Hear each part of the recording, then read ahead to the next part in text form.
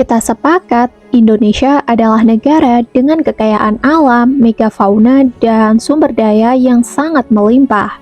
Bahkan sekitar 50% daratan Indonesia atau lebih dari 90 juta hektar masih tertutup hutan tropis. Dari gunung berapi aktif, lautan dalam, sampai hutan tropis yang masih nutup hampir setengah daratan negara ini.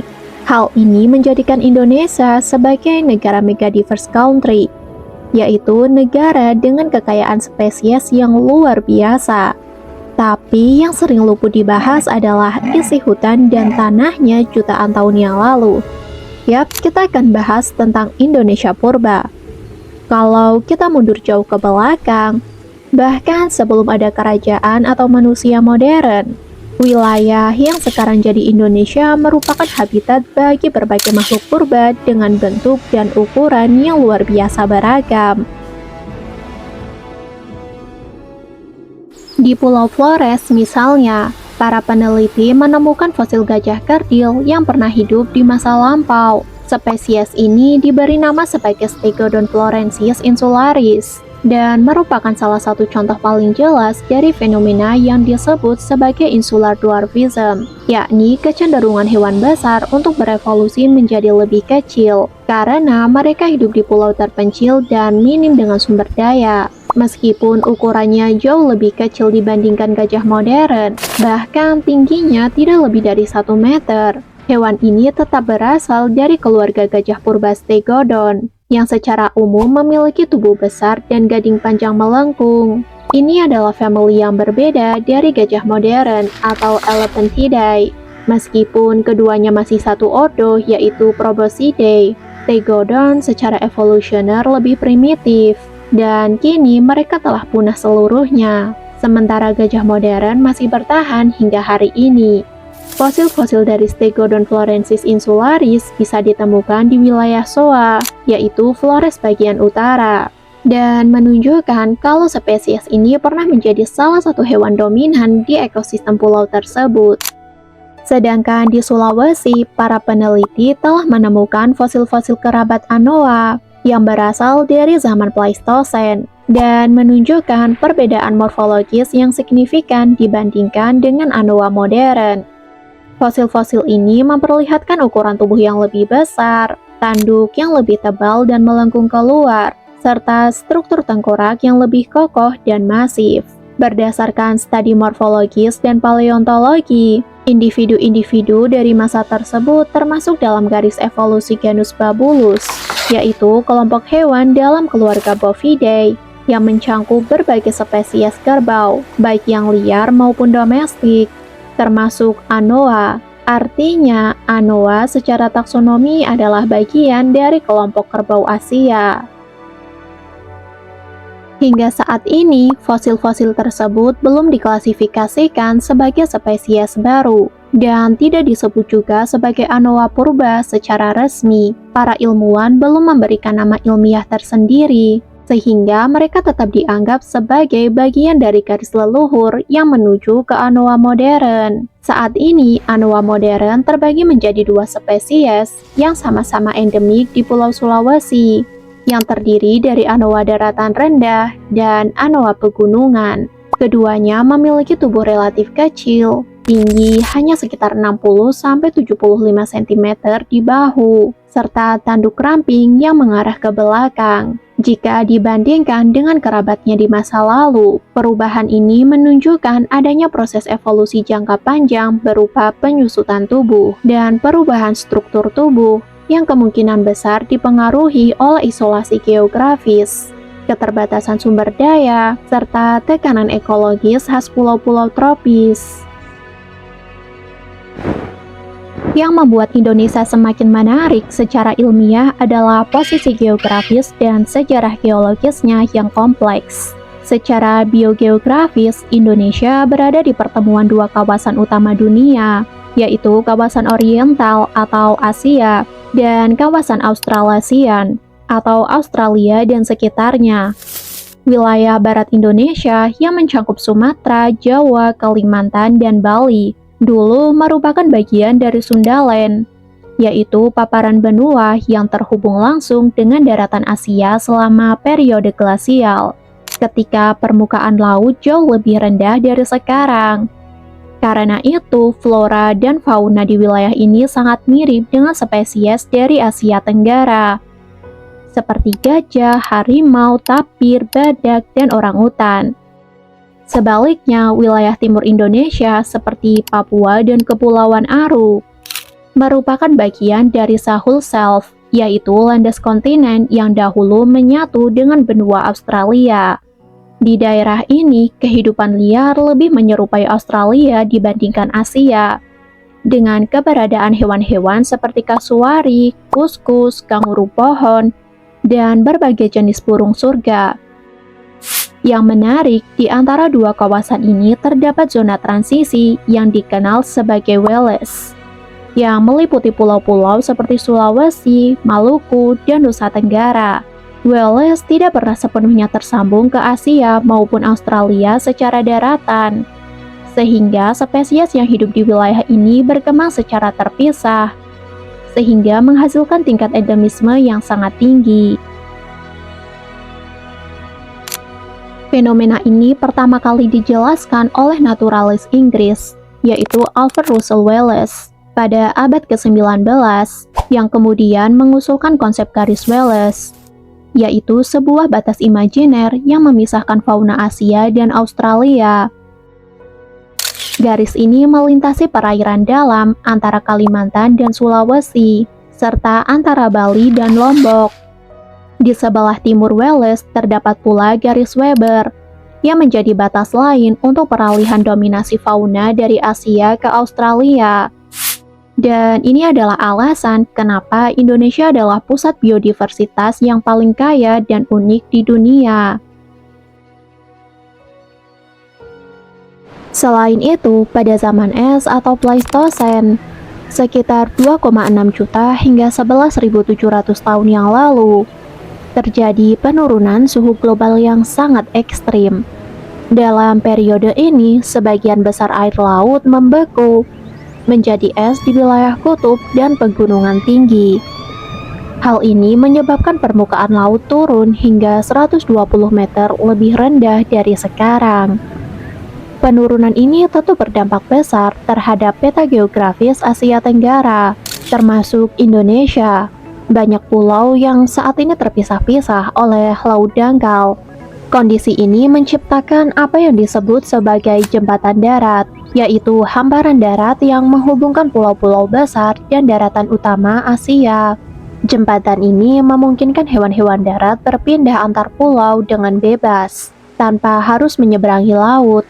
Karena itu, spesies seperti gajah purba atau stegodon, badak, kerbau, bahkan manusia purba bisa menyebar luas ke wilayah yang sekarang jadi Indonesia Barat. Hal ini juga menjelaskan mengapa banyak fosil hewan darat dari masa Pleistosen ditemukan, tersebar di berbagai pulau seperti Flores, Sumba, hingga Timur, meskipun saat ini terpisah secara geografis. Namun, tidak semua wilayah Indonesia mengalami hal serupa. Di bagian tengah dan timur, khususnya wilayah Welles seperti Sulawesi, Nusa Tenggara, dan Maluku, pulau-pulaunya justru dipisahkan oleh palung laut dalam, seperti Selat Makassar dan Selat Lombok, yang tidak pernah kering, bahkan saat permukaan laut turun drastis. Artinya, fauna di wilayah ini tidak pernah sepenuhnya tersambung ke Asia atau Australia melalui daratan.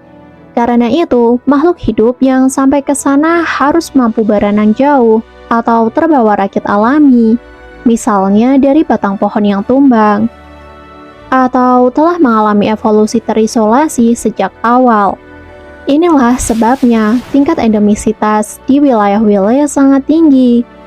Komodo, anoa, babi rusa, dan burung maleo adalah contoh nyata hewan yang berevolusi dalam isolasi. Hal ini menciptakan bentuk tubuh dan perilaku yang tidak ditemukan di tempat lain di dunia.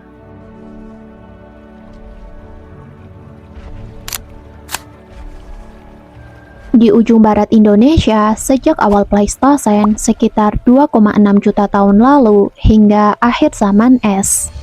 Daratan luas paparan Sunda menjadi habitat beragam untuk megafauna, termasuk beberapa jenis badak. Jejak paleontologi di Jawa, khususnya dari situs Sangiran, Trinil, dan Lembah Bengawan Solo, menunjukkan bahwa pulau ini pernah dihuni oleh beberapa spesies badak purba. Salah satu yang paling penting adalah Rhinoceros sondaicus antiquitatis. Mereka merupakan subspesies purba dari badak Jawa modern, atau Rhinoceros sondaicus. Fosilnya ditemukan dalam jumlah yang cukup banyak di lapisan Pleistosen Jawa. Mereka mencerminkan bentuk tubuh yang lebih besar dan gigi geraham dengan adaptasi pada vegetasi tropis. Selain itu, ada juga laporan fosil yang diidentifikasi, seperti Rhinoceros unicornis, yaitu badak India, yang berasal dari Jawa.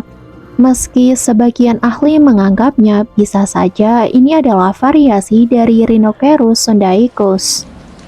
Fakta ini juga menandakan bahwa pada masa Pleistosen, persebaran badak Asia bisa menjangkau wilayah paparan Sunda. Dari seluruh jenis purba itu, kini hanya 2 spesies badak yang masih bertahan di Indonesia, yaitu badak Jawa dan badak Sumatera. Badak Jawa yang dulu tersebar dari India hingga Indochina dan Jawa, kini hanya tersisa di Taman Nasional Ujung Kulon, dengan populasi sekitar 82 individu. Ini adalah data dari monitoring pada tahun 2024. Sementara badak Sumatera yang pernah menghuni Sumatera, Kalimantan, dan Semenanjung Malaya kini kritis dengan populasi di bawah 80 ekor dan sangat terbatas di Sumatera.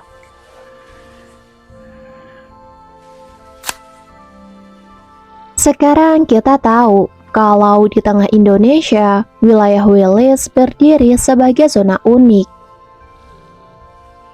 Kondisi ini menciptakan isolasi geografis yang membuat fauna yang hidup di wilayah Wilis berkembang secara mandiri, sehingga menghasilkan spesies-spesies yang tidak ditemukan di tempat lain, termasuk babi rusa. Babi rusa merupakan hewan endemik Sulawesi dan pulau-pulau sekitarnya yang memiliki jejak sejarah panjang sejak masa Pleistosen. Fosil-fosil babi rusa purba ditemukan di sejumlah situs arkeologi di Sulawesi, termasuk kawasan Tolian dan gua-gua di Maros. Ada lukisan gua tertua yang menggambarkan tentang babi rusa di Leang Timpuseng. Diperkirakan telah berusia lebih dari 35.000 tahun. Hal ini menjadikannya salah satu representasi seni dari figuratif yang tertua di dunia. Lukisan tersebut merekam anatomi khas dari babi rusa dengan sangat jelas, termasuk gading jantan yang melengkung ke atas, yang hanya dimiliki oleh genus babi rusa. Berdasarkan analisis genetik dan morfologi, para ilmuwan mengklasifikasikan beberapa spesies babi rusa, termasuk babi rusa celebensis, togeanensis, dan bolabatuensis, yang masing-masing berkembang akibat isolasi geografis di pulau-pulau berbeda. Ada juga komodo atau Varanus komodoensis. Ini adalah spesies kadal terbesar yang masih hidup di dunia dan merupakan salah satu contoh paling nyata dari predator purba yang berhasil bertahan hingga zaman modern. Namun, berdasarkan bukti fosil dan kajian genetika, asal-usul komodo bukan dari Flores, melainkan dari daratan Australia. Fosil Varanus komodoensis tertua ditemukan di wilayah Queensland, Australia, yang berasal dari periode Pleistosen, sekitar 3,8 hingga 4 juta tahun lalu. Spesimen fosil tersebut memiliki ukuran tubuh dan morfologi yang sangat mirip dengan komodo modern, menunjukkan bahwa spesies ini telah berevolusi sebagai kadal raksasa sejak awal, bukan sebagai hasil dari adaptasi pulau atau insular gigantism. Sekitar 900.000 tahun yang lalu, komodo mulai menyebar ke barat menuju wilayah Wilis. khususnya Pulau Flores. Penemuan fosil komodo di situs-situs seperti Liang Bua dan Tangitalo mendukung keberadaan mereka di Flores sejak awal Pleistosen. Dan menariknya, ukuran tubuh mereka tetap stabil selama ratusan ribu tahun berikutnya. Yang lebih mengejutkan, sisa fosil vertebrata dari genus Varanus berukuran besar juga ditemukan di Jawa. Lokasinya di Trinil dan Kedung Trubus. Hal ini menunjukkan kalau komodo atau kerabat dekatnya pernah mencapai wilayah barat Indonesia selama periode glasial saat daratan tersambung melalui jembatan darat. Komodo modern akhirnya bertahan di wilayah yang lebih terpencil seperti Pulau Rinca, Komodo, dan Flores. Kemungkinan karena tekanan manusia, kompetisi dengan predator lain, serta perubahan iklim yang menyebabkan populasinya menurun di daerah lain. Secara genetik, komodo menunjukkan adaptasi luar biasa sebagai predator puncak, mulai dari sistem kardiovaskular yang efisien, mirip seperti mamalia aktif, kemampuan mendeteksi bau lewat lidah bercabang, hingga metabolisme yang mendukung perburuan mangsa besar.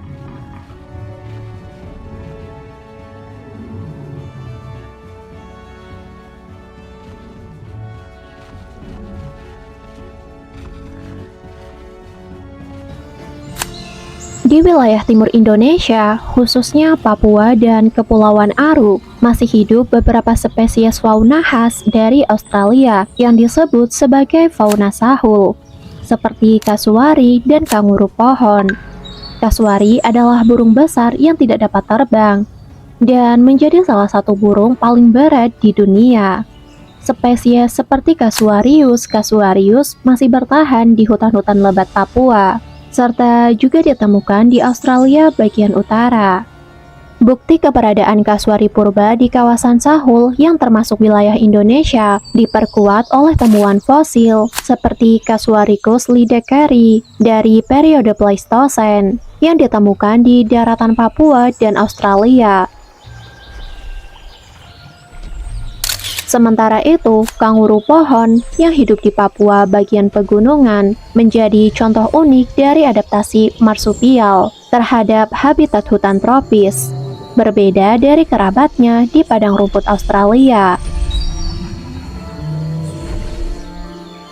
Lebih jauh lagi, sejumlah peneliti juga menduga bahwa tilasin atau anjing Tasmania pernah menghuni wilayah Pulau New Guinea, termasuk bagian baratnya yang kini menjadi bagian dari Indonesia.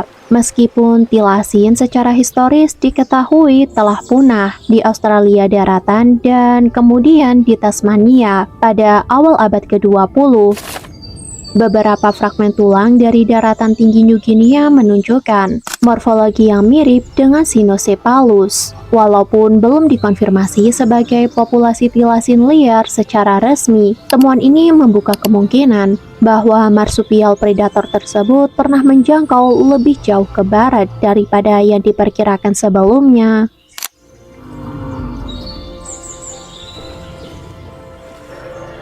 Menyatukan semua temuan ini, jelas bahwa kekayaan fauna purba Indonesia bukanlah kebetulan.